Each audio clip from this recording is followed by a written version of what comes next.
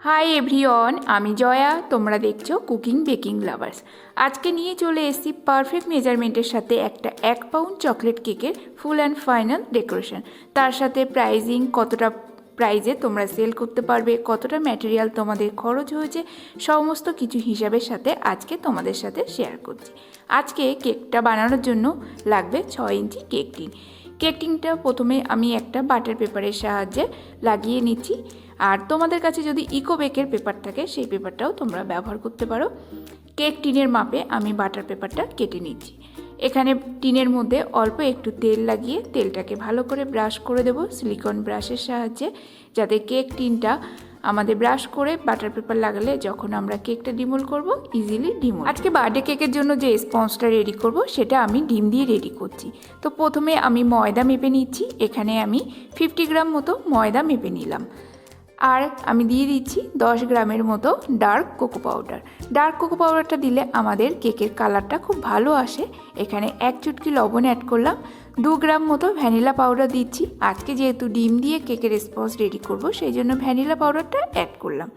দিয়ে দিলাম 3 গ্রাম এখানে বেকিং পাউডার। সমস্ত শুকনো উপকরণগুলো চেলে নিয়ে এক পাশে রেখে দেবো। আর করেছি এখানে আমি 1 পাউন্ড কেকের স্পঞ্জ রেডি করার জন্য 50 গ্রামের মতো চিনি নিয়েছি। তোমরা চাইলে 60 গ্রামও করতে পারো, কারণ একটা ডিমে আমাদের 30 গ্রাম মতো চিনি ব্যবহার করি। এখানে 2টো ডিম আমি নিয়ে নিলাম। একটা বড় একটা বাটির মধ্যে হ্যান্ড উইস্কারের সাহায্যে ফেটিয়ে নেব। প্রথম হ্যান্ড উইস্কারের স্পিডটা লো রেখে আমি 1 মিনিটের মতো ফেটিয়ে নেব। একটু ফেনা ভাব চলে আসলে এর মধ্যে যে দানাযুক্ত চিনিটা আছে সম্পূর্ণ দিয়ে আরও আমি 2 মিনিটের জন্য ফেটাবো, যতক্ষণ না আমাদের চিনিটা একদম ডিমের মধ্যে মেল্ট হয়ে যাচ্ছে। তো চিনিটা গলে গেলে এখানে এক এক করে আমি অ্যাড করছি এসেন্স। দিয়ে দিলাম ভ্যানিলা এসেন্স, চকলেট এসেন্স, আর দিয়ে দেবো বেকারস ভিলার চকলেট অ্যারোমা। এই 3 রকমের এসেন্স আমি ব্যবহার করব। তার ফলে আমাদের ডিমের কোনো এসেন্স অ্যাড করার পরে আমি হ্যান্ড বিটারের স্পিডটা একদম হাই করে দিয়ে 1 মিনিটের মতো ফেটিয়ে নিলাম। এখানে আমার ডিমের ফোমটা টোটালি রেডি হয়ে গেছে। এরপরে চেলে নেওয়া শুকনো উপকরণগুলো দিয়ে এখানে একদম লো স্পিডে আমি 40 থেকে 30 সেকেন্ডের মতো ফেটিয়ে নেব, যতক্ষণ না আমাদের ময়দাটা মিশে যাচ্ছে। এরপরে 2 থেকে 3 টেবিল চামচের মতো আমি এখানে রিফাইন অয়েল অ্যাড করলাম, করে আবারও স্পিডটা আমি লো রেখে এখানে ফেটিয়ে নিলাম। আমাদের কেকের স্পঞ্জের ব্যাটারটা সম্পূর্ণ রেডি। এবার একটা স্প্যাচুলারের সাহায্যে উপর নিচ করে আমি ফেটিয়ে নিলাম একবার। আর এখানে কেকের স্পঞ্জের ব্যাটারের টেক্সচারটা দেখে তোমরা বুঝতে পারছো কতটাই ফ্লাপি আছে। কেকের স্পঞ্জের ব্যাটারটা আমি 6 ইঞ্চি কেক টিনের মধ্যে ঢেলে নিলাম। আজকের কেকের স্পঞ্জটা আমি ওটিজিতে বেক করব। তোমাদের কাছে ওটিজি না থাকলে তোমরা গ্যাস ওভেনে বেক করতে পারো। তো ওটিজি আমি বোথ কয়েল অন রেখেছি। 160 ডিগ্রি টেম্পারেচারে আমি এখানে 20 থেকে 30 মিনিটের মধ্যে আমার চকলেট কেকের স্পঞ্জটা একদম রেডি হয়ে যাবে।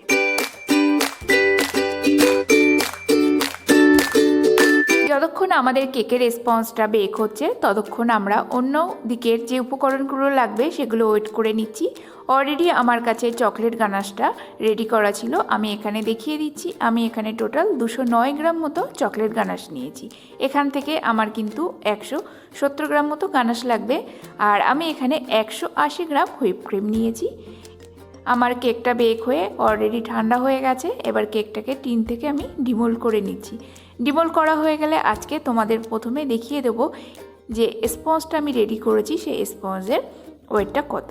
তার আগে 8 যে কেক বোর্ড নিয়েছি, কেক বোর্ডের ওয়েট হয় 65 থেকে 70 গ্রামের মতো। আজকে আমার যে কেকটা আছে তার ওয়েট হচ্ছে 200 গ্রামের মতো।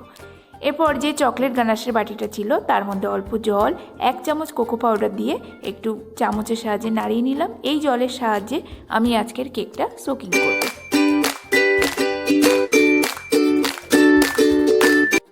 এরপর কেকের টপ পোর্শনটা কেটে বাদ দিয়ে দেবো। দিয়ে কেকের সাইডে ইকুয়ালি 2টো মার্ক করে কেকটাকে 3টে লেয়ারে কেটে নেব। এবার তোমাদেরকে একটু কাছ থেকে দেখিয়ে দিই আজকে ডিম দিয়ে রেডি করা কেকের স্পঞ্জ কতটা সফট, কতটা ময়েস্ট আর কতটা জালিদার হয়েছে। আজকে যারা বিগিনার্স আছো বন্ধুরা, এইভাবে চটপটভাবে আজকে আমার মতো করে কেকের ইনসাইড ফিলিংটা করে নিতে পারো। আমি টার্ন টেবিলের উপরেই 3টে কেকের বেস রেখেছি, রেখে একেবারে সোক করে নিলাম। অন্যদিকে একটা বাটির মধ্যে অল্প একটু হুইপ ক্রিম, চকলেট গানাশ দিয়ে চকলেট ক্রিমটা রেডি করে নিলাম। এরপরে এক এক করে স্পঞ্জের উপরে অল্প অল্প করে চকলেট গানাশ দিয়ে ব্যালেন্ড নাইফের সাহায্যে পুরো কেকের উপরে ছড়িয়ে দিলাম। দিয়ে এরপর পরিমাণ মতো দিয়ে দেবো চকলেট ক্রিম। তো একেবারে টার্ন টেবিলের উপরে যদি কেকের 3টে লেয়ার রেখে আমরা এইভাবেই ইনসাইড ফিলিংটা করি, এতে খুব কম সময়ে আর খুব তাড়াতাড়ি আমরা কিন্তু কেক রেডি করে ফেলতে পারবো। এইভাবে যারা বিগিনার্স আছো প্রথম থেকেই যদি এইভাবে কাজ প্র্যাকটিস করে থাকো, তাহলে তোমরা খুব ইজিলি হাতের কাজটা প্র্যাকটিস করতে পারবে। এক এক করে আমি দুটো বেসের উপরে চকলেট ক্রিম লাগিয়ে আবারও 1 চামচ করে চকলেট গানাশ দিচ্ছি। এটা চাইলে তোমরা দিতে পারো, নাও দিতে পারো, কোনো ব্যাপার না। এটা দিলে আরও চকলেট কেকের টেস্টটা আরও বেটার হয়। তো চকলেট ছড়ানো হয়ে গেলে এবারে কেকের 3টে লেয়ার আমি সমানভাবে সাজিয়ে দিলাম। এরপর কেকটাকে আমি ক্রাম কোটিং করে নেব। ক্রাম কোটিং করা হয়ে গেলে কেকটাকে 5 থেকে 10 মিনিটের জন্য নর্মাল ফ্রিজে সেট হতে রাখবো। আর আজকে 1 পাউন্ড কেক রেডি করার জন্য আমি 8 আটের স্কোয়ার বেস নিয়েছি। তোমরা চাইলে রাউন্ড বেসও ব্যবহার করতে পারো। আর প্রথমেই দেখিয়ে দিয়েছি 8 আটের বেসের ওয়েট কত হয়। 65 থেকে 70 গ্রাম মতো 8 আটের বেসের ওয়েট হয়।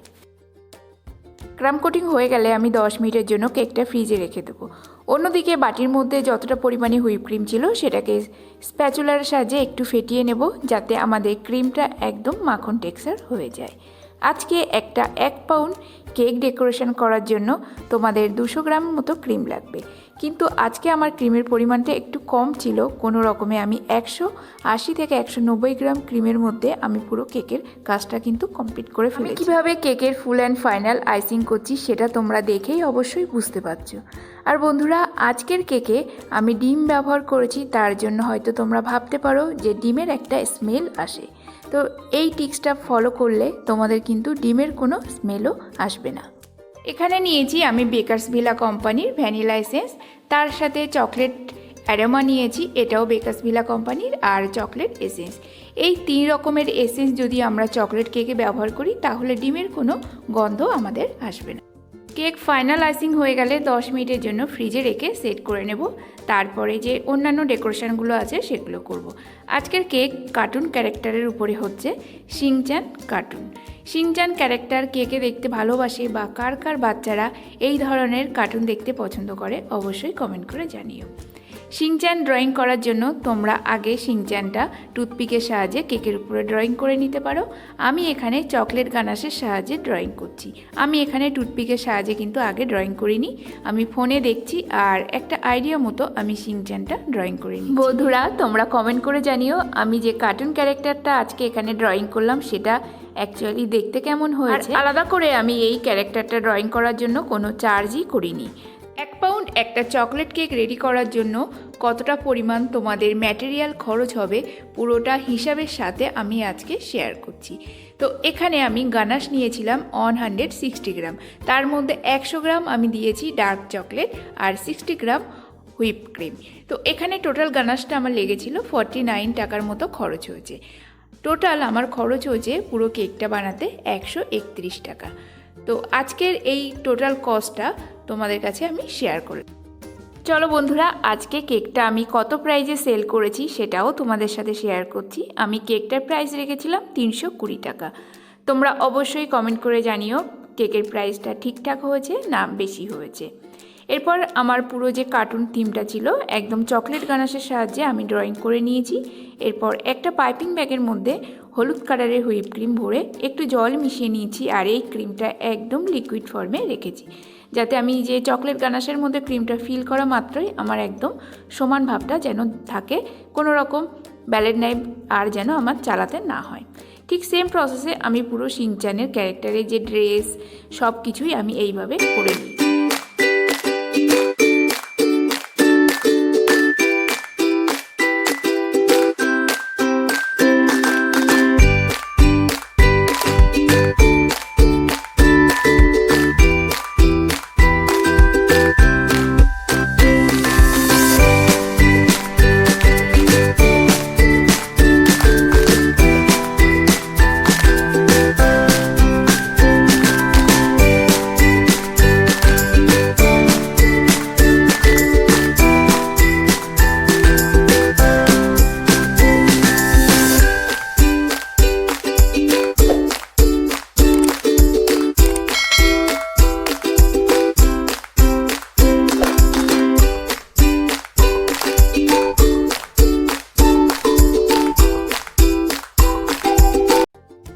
সাইডে এবারে চকলেট গানাশ দিয়ে আমি পার্ল বর্ডার রেডি করছি। কেকটা আমার টোটাল ডেকোরেশন কমপ্লিট হয়ে গেছে। আর শিনচান ক্যারেক্টারটা কেমন হয়েছে সেটা অবশ্যই কমেন্ট করে জানিও। এখানে আমার কেকটা 658 গ্রাম। তো এখানে যে কেকের বোর্ডের ওয়েট ছিল 70 গ্রাম, তার থেকে বাদ দিই তাহলে আমাদের কেকের ওয়েট হয় 588 গ্রাম বা 588 গ্রাম। তাহলে সম্পূর্ণ মেজারমেন্টের সাথে আজকে আমি তোমাদের শেয়ার করলাম 1 পাউন্ড কেকের ডেকোরেশন। আজকের কেক ডেকোরেশনটা কেমন লাগলো অবশ্যই কমেন্ট করে জানিও। তার সাথে আমি ডিম দিয়ে যে কেকের স্পঞ্জটা রেডি করেছি সেটা বাড়িতে অবশ্যই তোমরা ট্রাই করো। ডিমের কোনো গন্ধ আসছে কিনা সেটা আমার কমেন্ট বক্সে জানিও। আজকের মতো এখানেই শেষ করছি ভিডিওটি। দেখা হবে নতুন একটা কেক ডেকোরেশন ভিডিওর সাথে। ততক্ষণ সবাই ভালো থাকবে, সুস্থ থাকবে। Thanks for watching my YouTube channel. Take care.